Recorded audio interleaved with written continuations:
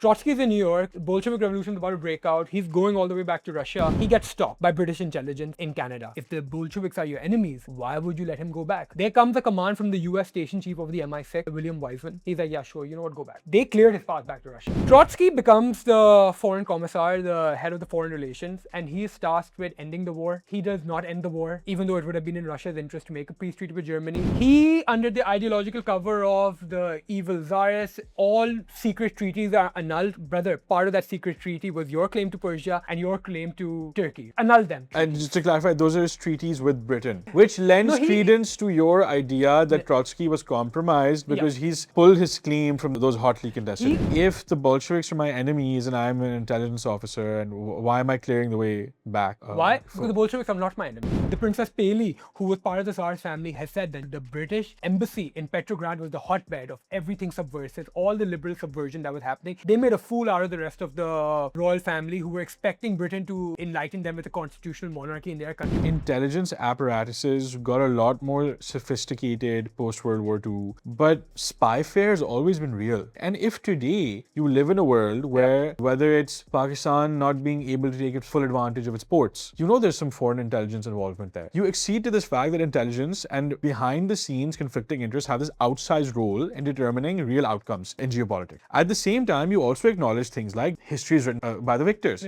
So in this matrix of supposed self-awareness about history, about geopolitics, there seems to be remarkably little accounting for the intelligence, for the subversion, and for the hidden layer of machinations happening underneath the surface during World War I. That doesn't automatically mean that every heterodox reading is correct, but it does cast a long shadow on the idea that these fully mainstream accounts cannot be questioned. Look, history is written by the winners, right? David Lloyd George, the Prime Minister, goes to Parliament and he says, we now welcome the USSR into the fraternity of democratic, liberalized, enlightened countries. The ideological layer comes in because socialism, as like this elite flavored ideology, actually finds its roots in Britain. So Alfred Milner, he was part of the five-man war cabinet. He's one of David Lloyd George's top guys. Kerensky, who became the premier of the Soviet Union, even called him the evil genius of Russia, right? This guy in his youth was a socialist. There were a lot of these guys, Arnold Toynbee, Alfred Milner,